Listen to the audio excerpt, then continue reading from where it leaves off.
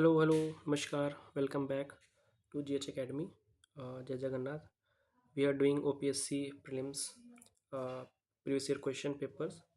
Today we are going to do paper 2022 of Economy. So let's start. The first question: Sagarmala project is under which Ministry of Government of India? See these type of questions. The mostly question which you are going to get in economy for economy are related to current affairs. So you have to prepare the most relevant current affairs which are famous schemes, famous projects which are ongoing just before the prelims, or 6 7 8 months before the prelims. So these projects are always related to economy, are always relevant for these type of exams, OPSC exams. So just go through these are current questions. And obviously after reading this question, the Sagarmala project was connecting India's port, enhancing the port connectivity of India. So obviously this will come under Ministry of Port, Shipping and Waterways. This is a simple question. uh, this is the explanation, you can read it, what is Sagarmala project. The second question is, what was the theme of World Sustainable Development Summit 2020? Again, this is a current affairs question, totally based on current. So need not to remember these type of questions. Just go through the relevant current affairs. What were the schemes, projects, uh, which world level summit, if any, has been done before the prelims. uh, just go through the 8 to 9 months of current affairs before the prelims. So that is relevant for the economic purpose.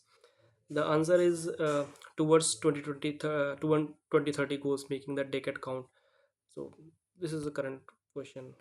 No explanation needed in this. Next, third question is, the reserve held by commercial banks over and above the statutory minimum with the RBI are called. So the answer is excess reserve. There are four types of reserve: cash reserve, deposit reserve, monetary reserve, excess reserve. Cash reserve, uh,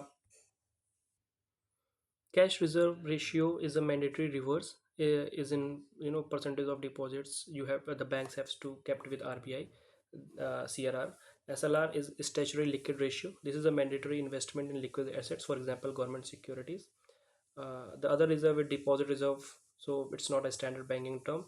Monetary reserve refers to RBI's foreign exchange gold reserve. The gold reserve or foreign exchange reserve which RBI kept with itself are called is called monetary reserve. It's not bank reserve. Excess reserve refer to the funds which commercial bank hold with the RBI beyond the SLR and CRR. The purpose of this is to buffer the liquidity management and unexpected withdrawals. For example, there are some unexpected withdrawals, or the harsh liquidity mismanagement.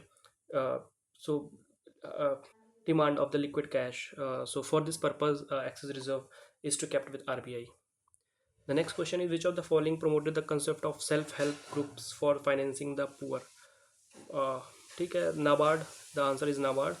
NABARD full form is National Bank for Agriculture and Rural Development. Again, this is slightly related to some current affairs. NABARD might be famous uh, that time due to any reasons. So here's the key initiative is self-help group bank linkage programs. ठीक है. NITI Aayog, the policy think tank established in 2015. This is unrelated to SSG. RBI regulates banking but did not initiate SSGs. Labor Ministry focus on labor welfare, not microfinance. So these are the work of all the four options which were given in the question. So the next is, which of the following is not a financial inclusion scheme?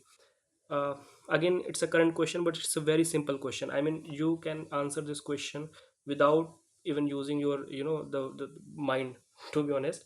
Because financial inclusion, just the word finance is, you can see that Pradhan Mantri Jan Dhan Yojana was about the account balances, the account which the government led the initiative to open the saving accounts with the banks.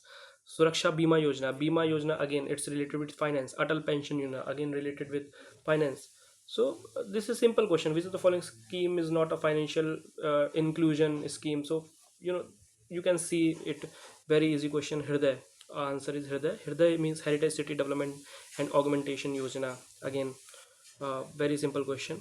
This question is not valued by OPSC, so we haven't answered this question. To maintain the dignity of OPSC, to keep in mind the dignity of OPSC, we haven't. We are refraining to answer this question. So you can see this and Google it or whatever you want. The next question is, which of the following indicators not used to calculate Human Development Index?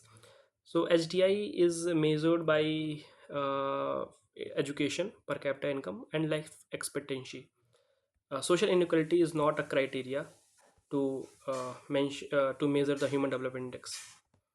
The Human Development Index was started by Amartya Sen. It's not relevant to this question. I just gave you the information. So this is the explanation. Question number 7: which of the following committees recommended a poverty line based on nutritional requirement exclusively? The answer is Alak Committee. The explanation: Alak Committee, formed in 1979, defined poverty line based on daily calorie intake.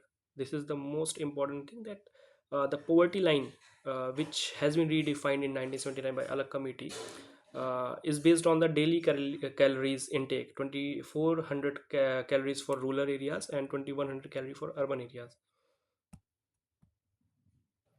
The differentiation between the calories of rural and urban is because the Alak Committee believed that rural people do more physical work. That's why they required more calories. So that is why there is this difference.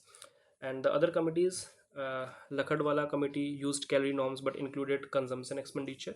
Tendulkar Committee shifted to consumption expenditure, only on consumption expenditure, and Rangarajan Committee added non-food items also. So yes, these are the four committees. This is actually important question, because social schemes, in the topic of social schemes and social justice, these types of committees and the poverty related to questions are becomes important. Again, one question which is not valued by OPSC. So to maintain the dignity of OPSC, we refrain to answer this question. You can read it and search it on Google or whatever means you want. Next question: which is the highest allocation ministry in budget 21-22? Again, this is a totally current question, but I highly recommend you to go through the budget of Union of India budget, which comes in February every year. Definitely you are going to see one, two, three, or sometimes even more questions from the budget, directly from the budget, like how much budget is allocated to this ministry, that ministry, or this sector or that sector. What is what is the budget deficit, and what is the trade deficit, and etc etc. All the direct questions from budget, they always comes in OPSC and UPSC prelims question. So answer of this question is Ministry of Defense. It is above 2021 2022 2022 budget, so you can see the answer. Next question is, central government has unveiled a new series of consumer price index for industrial workers, with again, this is a current question. uh, Answer is 2016. But I highly recommend you to go through CPI, WPI, consumer price index, wholesale price index. What are these indexes, how they are calculated, what is the base rate of this, are they relevant in news currently, has any there has been any changes in the the price index, price pool of this, has any items, new items has been added, or the old items has been removed. Just go through all these things in, just go through the Chat GPT or Google. Just go and search about WPI and CPI. So this is also very important. One or two questions definitely comes from this. This is the answer. You can go through this. Next question is, the contribution of the primary sector to GDP of India is. Okay, so there are three sectors you might know. Primary sector is related to agriculture, secondary sector is related to manufacturing, and the tertiary sector is related to service sector. So the contribution of primary sector to GDP of India is declining. Since independence, it is declining. We are going very low in agriculture. So this is the, I just go through the reasons why agriculture sector is declining and how it can be revived. This is a very important question for mains also, so you can go through this if you are interested in this. Next question is, Robin Hood effect is related to which of the following? Okay, so we all have heard the story of Robin Hood in our childhood, that what Robin Hood does, he takes money from the rich people and gives it to the poor. So this is the Robin Hood effect. Income redistribution. Again, this is the total. I told you that economy has very easy questions. If you just use your a little brain, just be with the question paper, just don't distract from it, you will definitely solve. many questions of economy without even studying it. Yes, definitely some questions are from directly from the current affairs, so that you have to go through the current affairs and the concepts which economy has. Next question is, one of the four concepts of money supply used in India, M1, M2, M3, M4, post office savings are included in. The answer is M2, M4 only. Okay, so there are four types of you know money supply. The first is M1, that is narrow money. Narrow money includes three things. Sorry, includes two things. Currency with the public, yani ki the money circulation which is in public right now currently. Demand deposits, current accounts. Demand deposits are, the money in your bank accounts is called demand deposits. M2, it excludes, M1 excludes post office savings. M2 includes M1 means currency with public and demand deposits plus saving deposit with post offices. Second is saving accounts in bank. So again, saving accounts in bank, saving deposits with post office plus M1 is M2. M3 is broad money, that is M2 plus time deposits, that is FDs. FDs are also in your banks. M3 excludes post office savings beyond M2. M4 is M3 plus all post office savings including long term deposits. So this is the, the minor categorization: M1, M2, M3, M4. This is relevant. You have to know all the difference between all the four types of this money supply.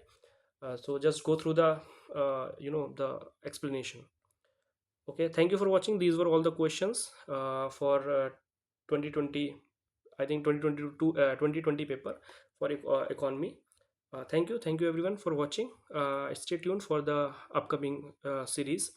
We'll definitely going to cover the economy, and then afterwards we will go to the history, geography, and other subjects as well. So just stay tuned. Thank you. Subscribe this channel, like and share if you like this video. Thank you everyone. Thank you.